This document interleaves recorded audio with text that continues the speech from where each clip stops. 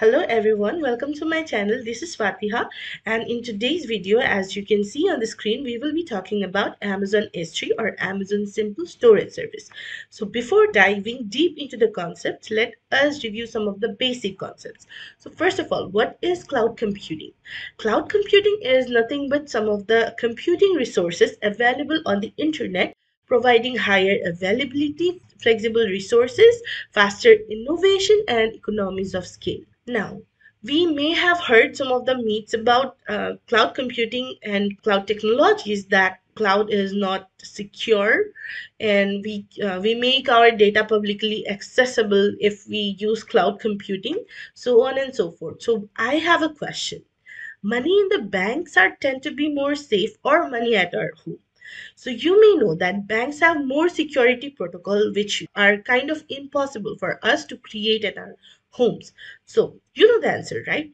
So let's review some of the benefits that cloud computing provide to us.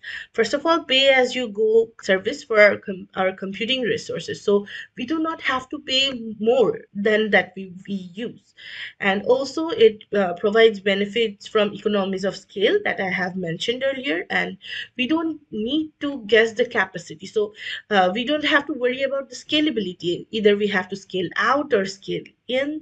And also it increases the speed and agility of our IT resources. We can focus on our project, and we don't have to be bothered about the maintenance and the management of computing resources.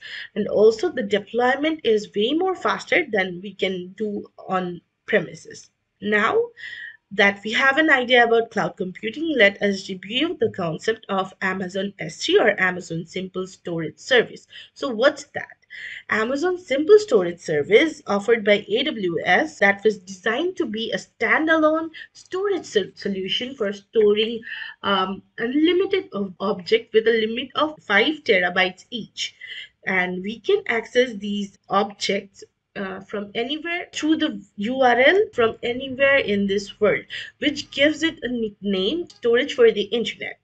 S3 uses a flat structure, and it has unique identifier for each of the objects so that it can be retrieved.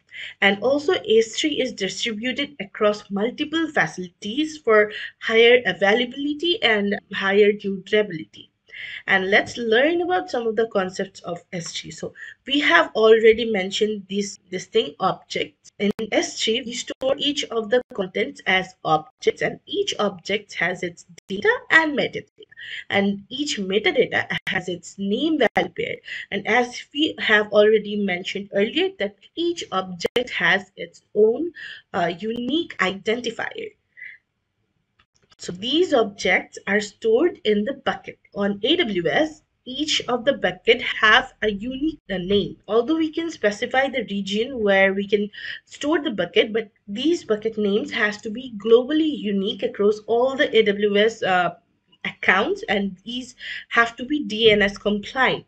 So once we create our bucket, AWS will create a URL that can be reachable over HTTP or HTTPS.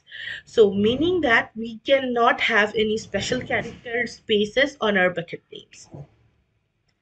So moving on, we can store our objects on buckets, and if we want to organize our object, we can also make files. We can also store our objects in files, and then we can store the files onto the bucket.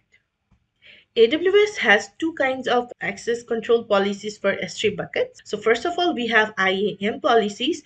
These are attached to users, group, or roles to our S3 content. And there is S3 bucket policy, which is attached to the bucket itself. And these two policies are similar in the case that these two are stored in JSON format. But for S3 bucket policy, the policy will be applied only on the bucket, but not to the object. But the policy applied to the bucket can be implied onto the objects within the bucket. That was pretty much from myself. Thank you, and I will try to give the links or the references in the description box. Thank you.